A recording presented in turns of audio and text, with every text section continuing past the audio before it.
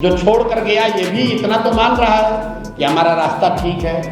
अब उनको लग रहा है कि हम रास्ता छोड़ दिए। वो चाहते हैं कि तरक्की तो हो लेकिन कंपटीशन न हो, कोई दूसरा न आए, कोई दूसरा दावेदार न आए। आपने कहा मनीष कश्यप दागदार आदमी है। किस तरीके से दागदार है? कुछ लोगों ने कहा कि यूट्यूब पर उनके स्टेटमेंट हैं। तो भैया यूट्यूब पर तो नरेंद्र मोदी जी का स्टेटमेंट है। नरेंद्र मोदी का भाषण सुने थे ना लोकसभा में।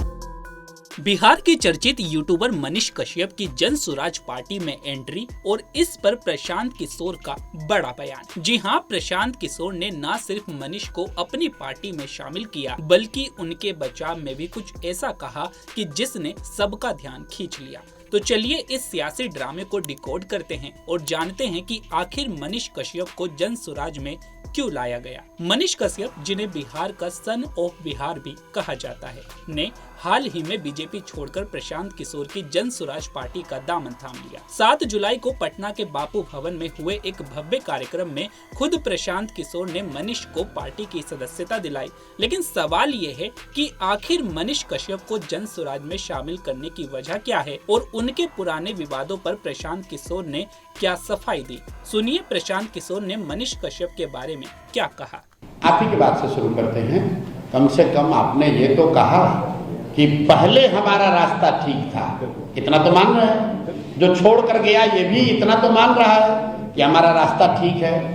अब उनको लग रहा है कि हम रास्ता छोड़ दिए हैं। तो भाई अगर रास्ता छोड़ दिए हैं तो आज आप ये बताइए कि जन स्वराज, साल भर पहले जितने लोग जन स्वराज को पूर्णिया में जानते थे या जितने लोग जन स्वराज से जुड़े थे उससे आज ज्यादा लोग जानते जुड़े हैं या उससे कम लोग जुड़े हैं? आप बता दीजिए मेरे भाई। जन स्वराज होता ये है कि आप गांव देहात में देखे होंगे, बस स्टैंड पर बहुत बार गए होंगे आप। बस में बैठने के लिए आप मारामारी करते हैं। जैसे ही आप बस में बैठ जाते हैं, बस खुलने वाली है, तो जब आप बस में बैठना चाहते हैं तो आप चाहते हैं कंडक्टर को रोको रोको रोको, हमको बस में बैठना है। जैसे ही बस में आप बैठ गए, अब आप सोचते हैं कि बस खुल जाए, अब दूसरा कोई ना बैठे इसमें, और कंडक्टर है वो रोके रहता है और आप और हम बस में बैठ के कहते हैं भाई कितना आदमी बैठा होगा, आगे बढ़ो, क्योंकि आपकी जगह मिल गई। आप चाहते हैं कि अब कोई दूसरा ना आए, मैं ही बस में आराम से 2 सीट लेकर हम ही बैठे। तो यही मानसिकता होती है आदमी की। जो लोग राजनीति के जरिए राजनीति कर रहे हैं वो आ गए जन स्वराज में। वो चाहते हैं कि तरक्की तो हो लेकिन कंपटीशन न हो, कोई दूसरा न आए, कोई दूसरा दावेदार न आए।